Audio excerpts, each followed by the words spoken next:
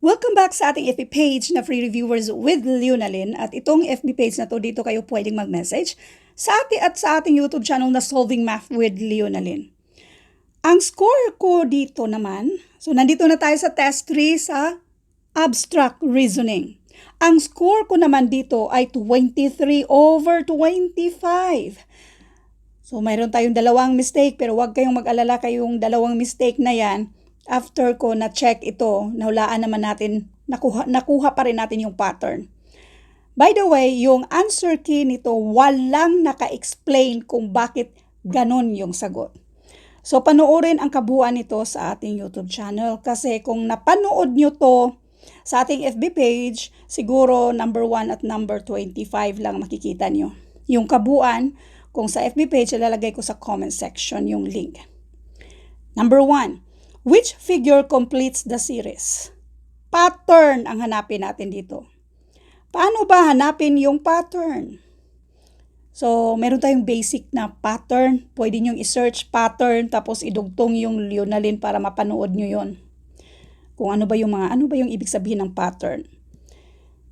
Yung line na nasa gitna, na change yung forma. From horizontal, vertical, horizontal, vertical.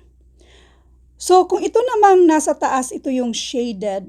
Pagdating dito, nasa left side na siya, pero parang kung titingnan nyo yung the rest sa mga figures na nandito, ay nalipat yung shaded part.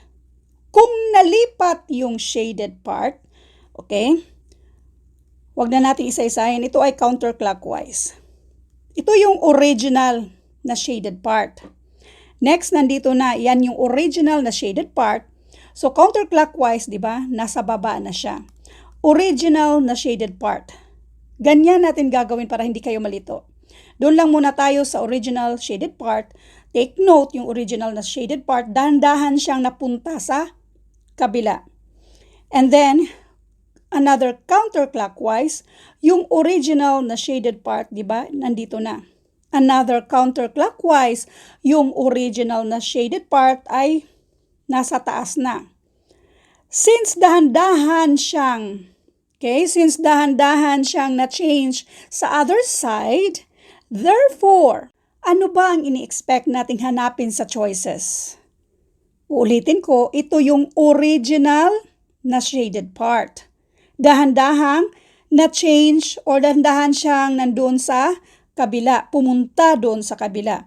So kung ito yung original na shaded part, dapat ang hanapin natin since dahan-dahan siya napunta sa kabila. At kung titingnan natin yung last na given dito, ito na lang ang natitira. So therefore, nandito na yung shaded part. Kasi dahan-dahan nga siyang lumipat.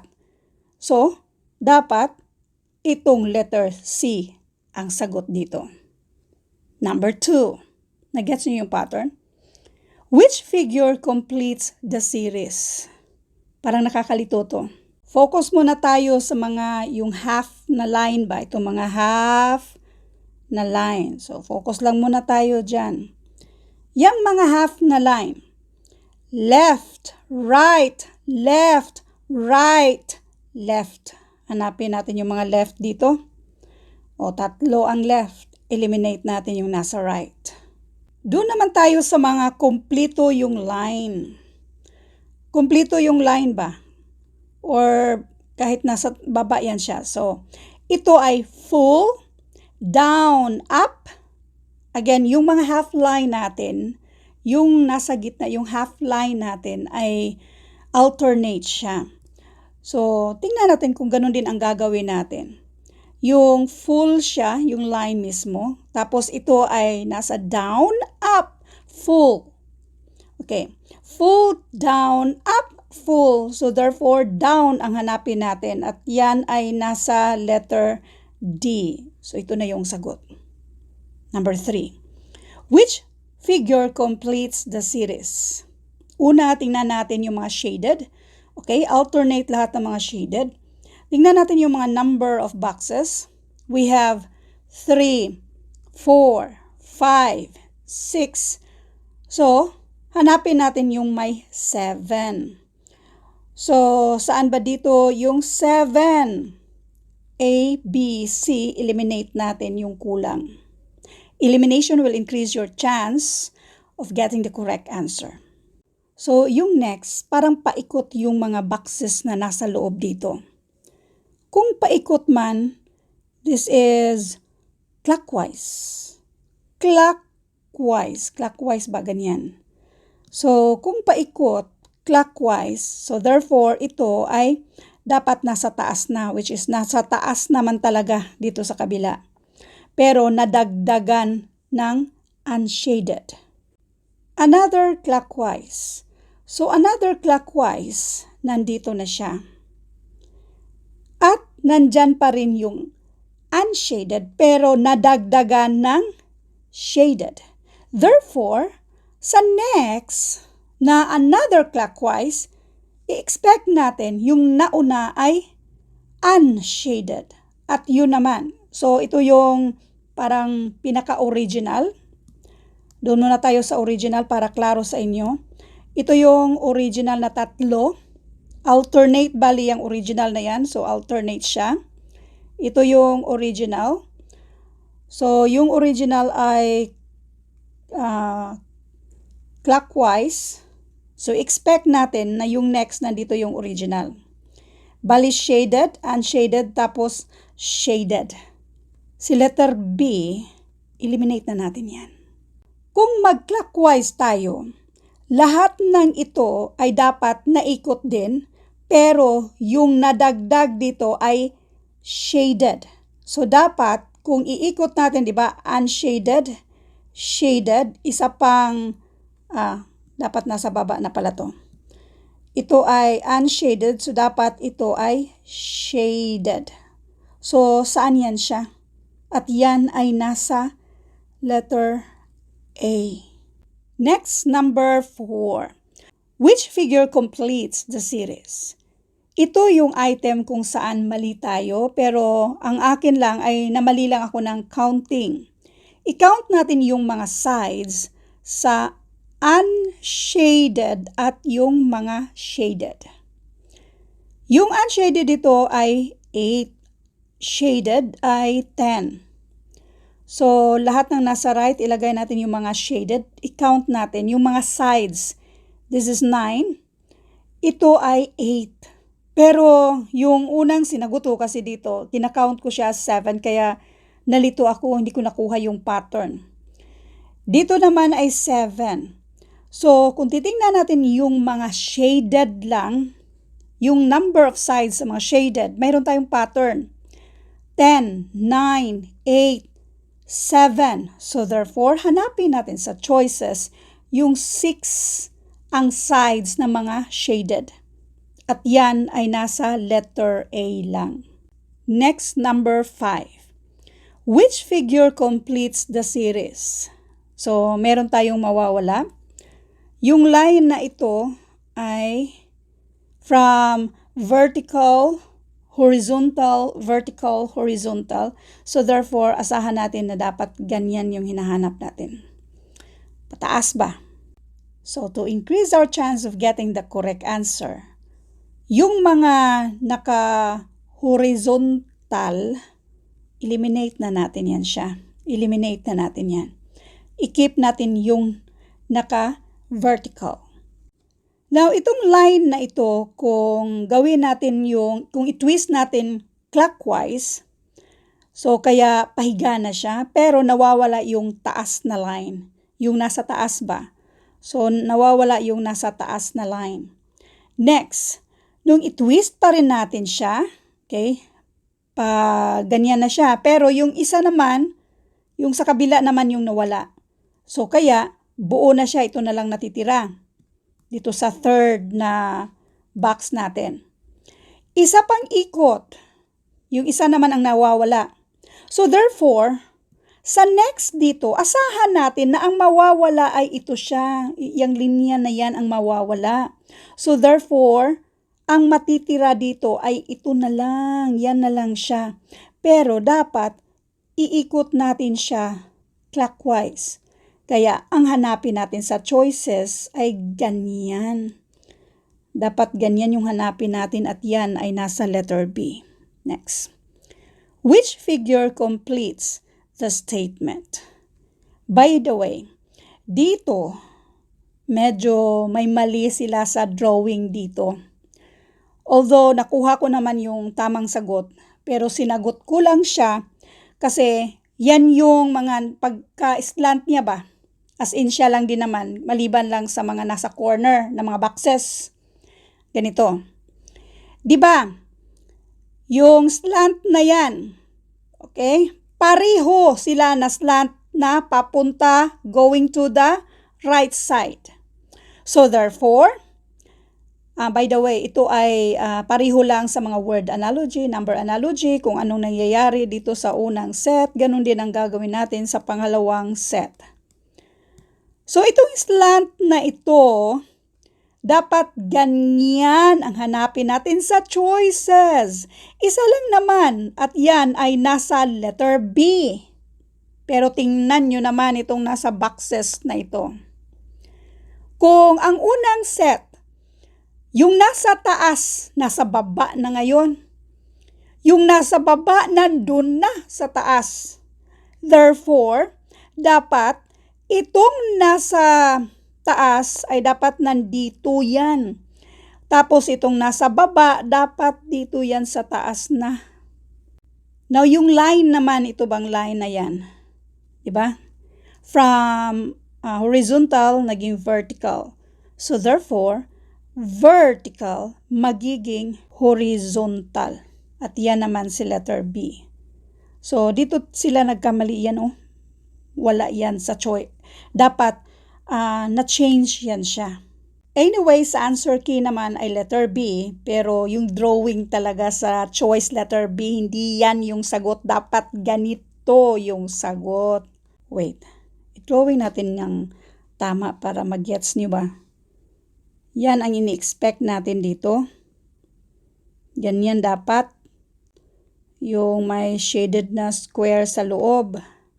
Ito yung ini-expect natin. Pero sa choice letter B, iba kasi yan siya. Pero anyway, letter B ang tamang sagot dito. Number 7. Which figure completes the statement? So, analogy pa rin tayo. Figure analogy. Itong tatlo na ito, counterclockwise. Pareho na lahat ng yan ay unshaded. Therefore, ganun ang gagawin natin yung tatlo na yan, i-counterclockwise na natin. So, dapat yung unshaded ay dapat nandito. So, hanapin natin sa choices na ang unshaded ay dito banda. At yan ay nasa letter D. Next, number 8. Which figure completes the statement? Yung line na nasa gitna, baliktaran lang tayo. So, kung ito baliktaran lang tayo, so dapat nakahiga pa rin siya, pero wala na siyang shaded na nasa gitna at pareho naman lahat sa choices. So, ignore natin yan. Yung mga boxes naman, yung nasa taas, from left na puntang right. So, yung box na nasa baba naman ngayon, from right dapat dito sa left. Lahat ganyan siya. So, wala tayong problema dyan. At wala pa tayong ma-eliminate din. Now, itong horizontal line na ito, pagkapunta sa kabila, nandun na siya sa left side. So, from right to left. Yung horizontal line na yan, expect natin na nandito siya sa right side. At yan ay nasa A, B, at D. Meron na tayong pwedeng i-eliminate. Isa lang ang problema natin ngayon. Yung vertical line natin. Okay, yung vertical line natin. Yung vertical line sa unang set ay napunta doon sa kabila. Which is, kung napunta doon sa kabila, same lang naman na nasa middle. So, either same siya or i-alternate natin. Therefore, nasa choice A at choice D. Eliminate natin si B para 50% chance of getting the correct answer. Now ngayon, Since puro alternate sila, yun yung pattern. So malaking chance na dapat i-alternate natin itong mismong vertical line na to, na dapat nandito na siya sa kabila, yung vertical, nasa kabila pero nasa baba. Dapat letter D. Pero, kung titingnan din natin yung mga nasa choices, 2 beses inulit yung line na yan, malaking chance na ang sagot dito ay letter A. Ang sinagot ko dito ay letter A at yun naman yung nasa answer key na letter A yung sagot. Therefore, yung pattern pala dito, yung line na yan, yung vertical line na yan, ay same lang din yung position. Same lang din. Ma'am, bakit i-alternate mo? Yun nga yung unang set, same lang din ang position. Ang problema kasi sa unang set, nasa gitna siya. So, paano mo siya i-alternate yung nasa gitna? Gitna pa rin siya. Ito kasi nasa left. So, ini-expect natin nandun siya sa right. Pero anyway, since yung unang set, isipin na lang natin, same position is same position natin. Then, yung nasa choices din naman, may 2 same position dyan, which is yung choice A and C. So, ang sinagot ko ay choice A at yan yung answer sa number 8. Next. Which figure completes the statement? Ganun pa rin, ano kayang pattern dito sa unang set? Para yun ang gagawin natin sa pangalawa. Itong 2 unshaded, ikutin natin counterclockwise. Nagiging shaded. The rest, na-alternate din siya. Yung mga shaded, nagiging unshaded. Yung iba naman, yung unshaded naman ay nagiging shaded. So, ganun din ang gagawin natin dito sa pangalawang set. Ito, ikutin natin counterclockwise. So, i-expect natin na nandito na siya, pero shaded.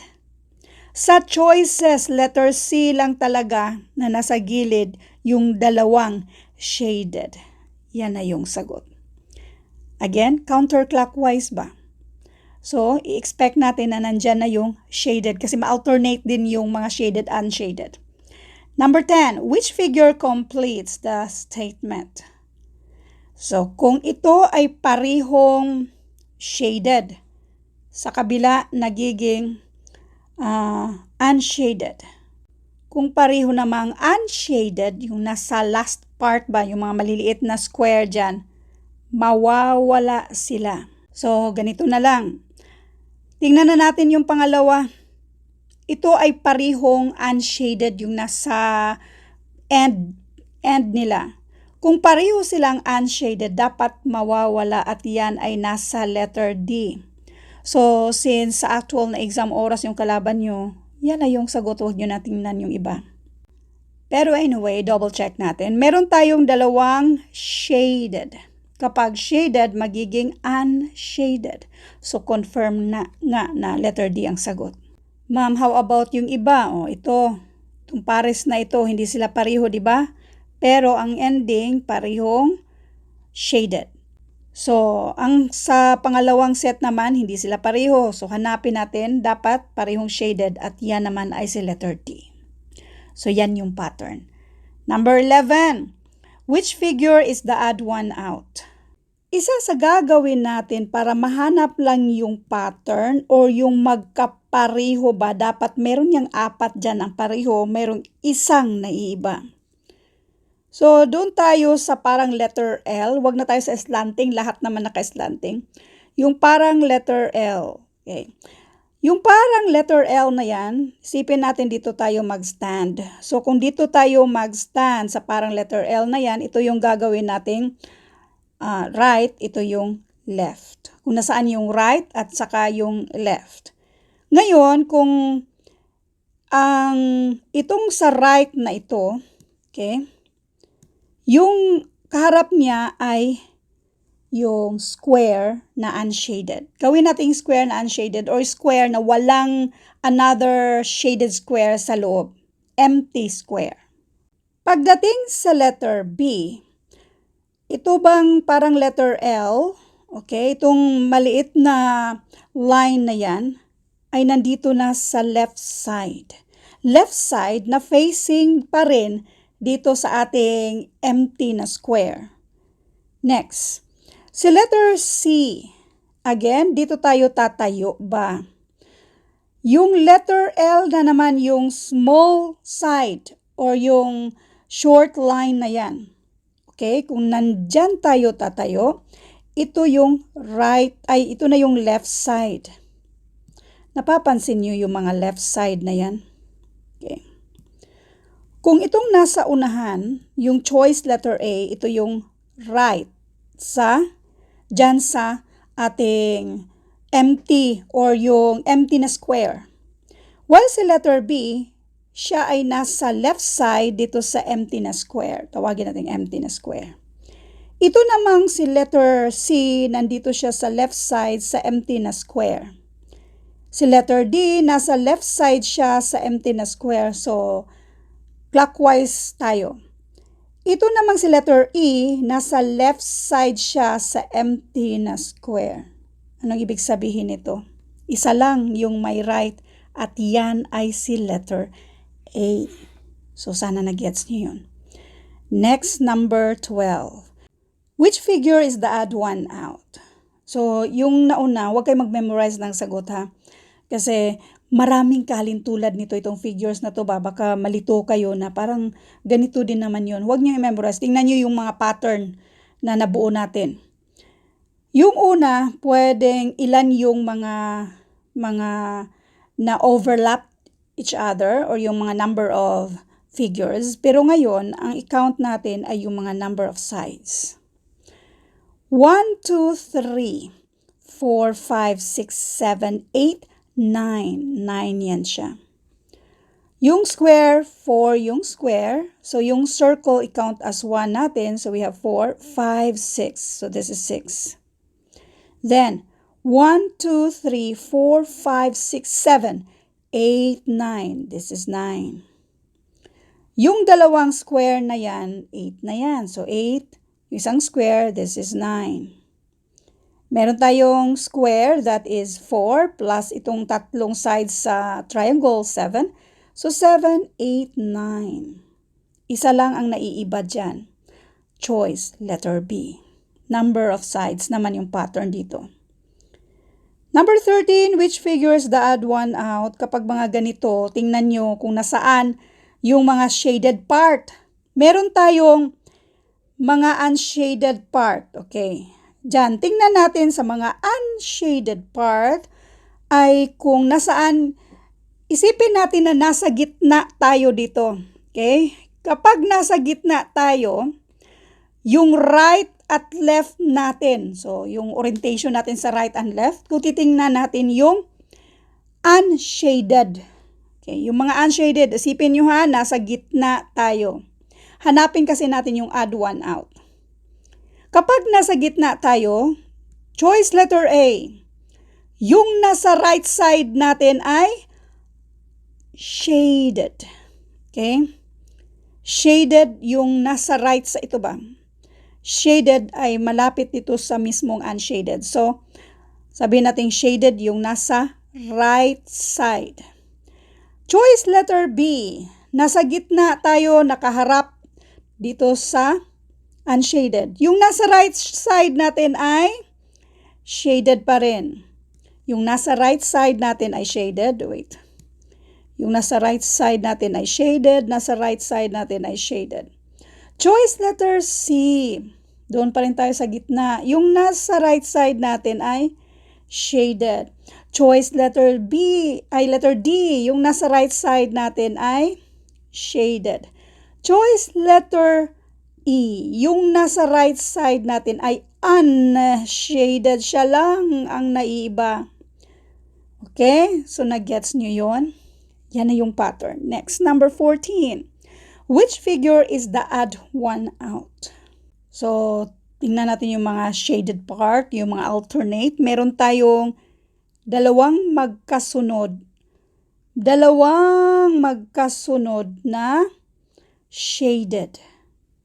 Letter C lang ang wala. So, yan na yung odd one out natin. Which figure is the odd one out naman dito sa number 15? Tingnan natin yung mga ka-alternate na kulay. Yung unshaded mayroong 3, yung shaded mayroong 2. So, unshaded mayroong 2, shaded mayroong 1.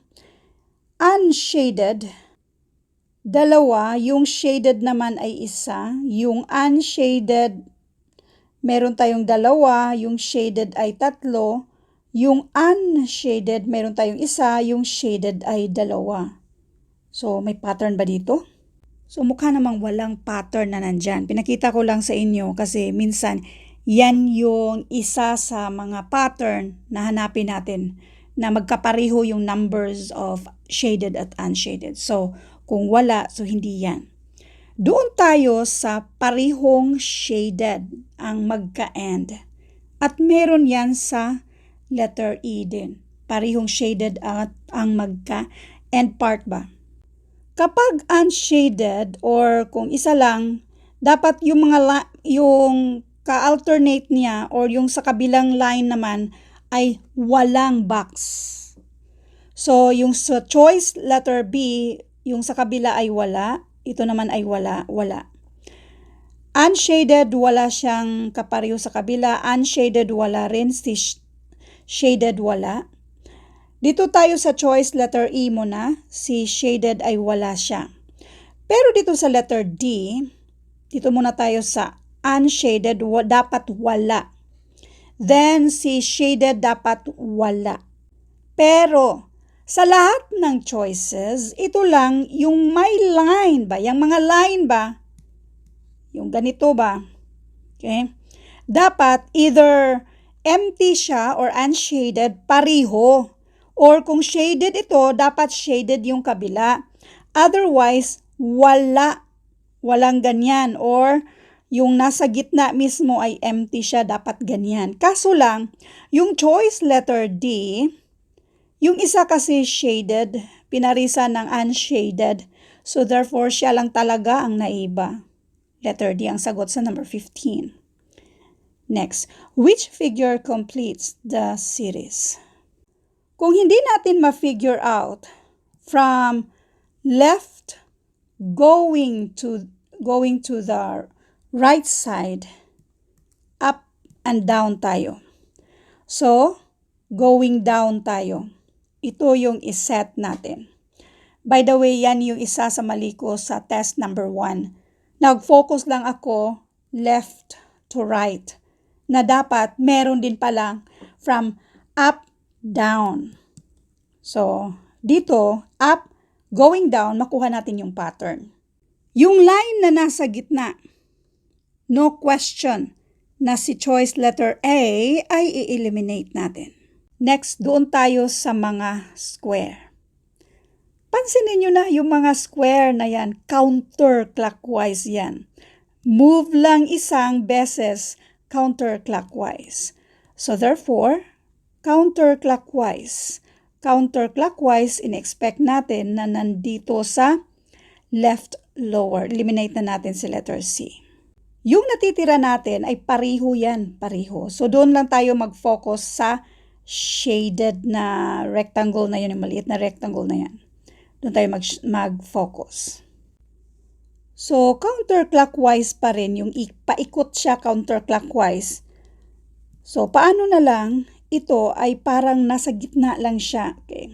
Paikot siya counterclockwise. So kung parang nasa gitna siya, di ba kung i-change natin siya counterclockwise, edi parang halos nasa gitna din siya. Kung i-change natin counterclockwise, ibig sabihin nasa taas yan siya. So therefore, ang sagot dito ay itong choice letter B. Next, which figure completes the series? So, anong meron dito? Meron tayong dalawang shaded, nagiging unshaded. Tingnan muna natin yung mga parihong shaded, ito. Parihong shaded, nagiging unshaded. So therefore, kapag parihong shaded, ito ay parihong shaded, dapat unshaded. Parihong shaded, dapat may dalawang unshaded. The rest, i-eliminate na natin. Kapag parisa naman si shaded ng unshaded, mawawala siya. Kapag parisan yung shaded at unshaded, mawawala. Saan pa? Si unshaded at shaded mawawala. Therefore, kung ito naman ay shaded at unshaded, dapat mawawala. At yan ay nasa choice letter A. Kasi kung titingnan mo si letter D, meron yang unshaded. Dapat mawawala. Yan ay choice letter A. 18, which figure belongs in neither group? So, obvious naman siguro itong number 18.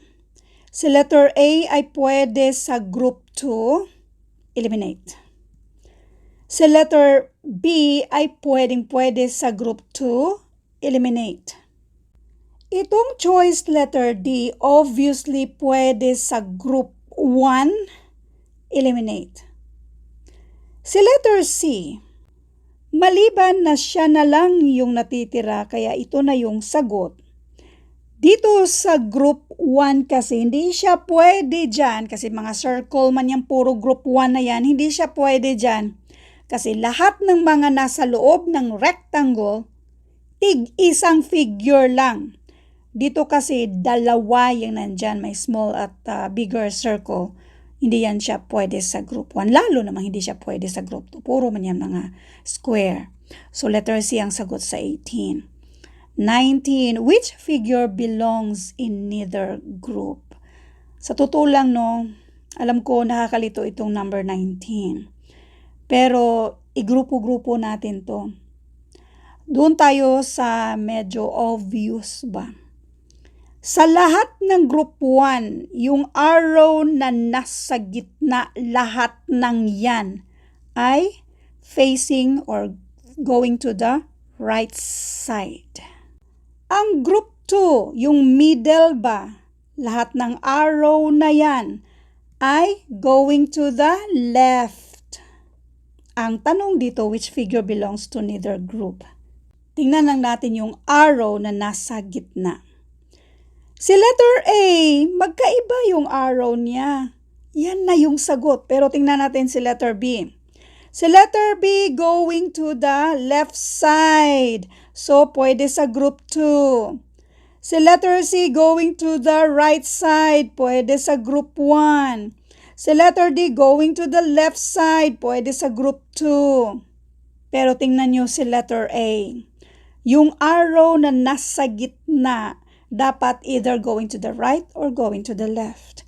Siya lang yung hindi pwede sa dalawa. Yan na yung sagot. Which figure is next in the series? Direkta na tayo sa obvious. Alternate. 5, 4, 3. 5, 4. We have 5, 4, 3. So, this is 2. Letter D ang sagot. Siya lang naman yung may 2 na nasa taas. Doon tayo sa ka-alternate. 0, 1, 0. O, dapat 1. Dapat 1. At yan naman, 1 naman talaga ang nasa choice letter D. 21, which figure is next in the series? Kakaibang pattern naman ito. So, yung pattern ang kabisaduhin nyo ha. Hindi lang yung magkasunod or alternate, meron din ganito. Yung nasa numerator, 4 siya no. 4. Yung nasa denominator dito, yung domino natin ba, ay 6. Yung nasa taas ulit 4, ang nasa baba ay 5. Yung nasa taas ulit ay 4, nasa baba ay 3. Ang tanong, ano kaya yung next? Sa 46, 45, 43, walang pattern. Pero kung paano, kung ito naman. Ang nandito, 1 lang yan siya. Minus 1 equals 45. Dalawa yan siya. So 45 minus 2 equals 43. Isa lang yan siya. So therefore, 43 minus 1, and this is 42. Itong unang digit, yan yung nasa taas. Pangalawang digit, yan yung nasa baba. At yan ay nasa choice, letter B. Next. Which figure completes the grid? So, ito ay na-mirror dito. So, kung ito ay na-mirror naman dito sa taas, so, kung meron tayong kapareho nito, which is itong kinukulayan natin, obserbahan nyo yung kinukulayan natin, mirror lang. So, kung mirror, ano bang mirror dyan? Dapat ganyan. Okay. Obvious na dapat ganyan. Sa choices naman, siya lang, si letter C lang talaga. Pero papatuloy lang muna natin. Ito, i-mirror natin yan siya. So, kung i-mirror natin yan, klaro pa ba? So, kung i-mirror natin yan, dapat yung vertical line, then sa baba ay slant, dapat ganyan. So, ito yung hanapin natin sa choices. At yan ay nasa letter C. Next. Which figure completes the grid? Lahat ng nandito, parihong-pariho lang din dyan sa kabila. Okay? Ulitin natin kung pariho nga ba. Parihong-pariho. Okay. Itong mga line ay parihong-pariho talaga. Maliban lang dito. Therefore, i-expect natin kung hindi sila pareho para silang mini-mirror. Therefore, di ba ito yung nasa gitna? Yan yung nasa gitna. Expect natin, okay, dapat ganito yung ito ba? Dapat parang mini-mirror lang. Pareho dapat. Pattern. At yan ay nasa choice letter D na. Pero wait, patuloy lang natin ulit. So next, kopyahin lang ito. So hindi yan maiiba, kopyahin lang din yan siya. Yan naman din ang nasa choice letter D. Ang nasa baba naman ay kopyahin lang din natin yung tatlong line na nasa gilid. Therefore, ang hanapin natin sa choices ay dapat ganito ang hanapin natin sa choices. At yan ay nasa choice letter D. Next. Which figure is the odd one out? Paalala lang, sobrang daming kapareho nito. Kaya wag yung sagot ang kabisaduhin nyo, kundi yung pattern. Paano ba hanapin yung pattern? Yung iba't ibang mga pattern na katulad pa rin nito. So, ang pattern naman nito, add one out tayo. I-count, puro kasi siya shaded. I-count na lang natin yung lahat ng mga shaded. We have 4, tapos addan ng 3, addan pa ng 3, mayroon tayong 10 na siya. Ito ay 5, 5, 5, so this is 20. I-add natin lahat ng mga shaded dito, 1, 2, 3, 4, apat, so we have 12, 13, 14, 15, and this is 20. Choice letter C, we have 1, 2, 3, 4, 5, 6, 7, 8, 9, 10, 11, 12, 13, 14. Dito naman ay 1, 2, 3, 4, 5, 5 na tag-apat, so this is 20. We have 5, 11, 12, 13, 14, 15, 16, 17, 18, 19, 19, 20, 20. Ang naiiba ay itong choice letter C. Siya lang yung 14, yung mga shaded na mga small square. 25, which figure is the odd one out? So, ano bang mga halos kapareho dito? Okay, dito tayo sa ito bang dalawang parang diamond na to. Kasi lahat sila ay katabi nila yung circle na yan. Lahat sila katabi. Pero sa loob ng circle, meron tayong small, ito ba, kung isipin na lang natin kung saan siya gawin nating arrow yung nasa gitna. Yung maliit na line na yan na nasa gitna. So, gawin nating arrow. going out siya, hindi siya nag-facing dito sa dalawang parang diamond natin. So, going out, pareho siya, facing out ba? Facing out, maliban dito sa choice, letter E. So, therefore, yan na yung add one out natin. Thank you for watching and all. I hope na meron kayong natutunan sa videong ito.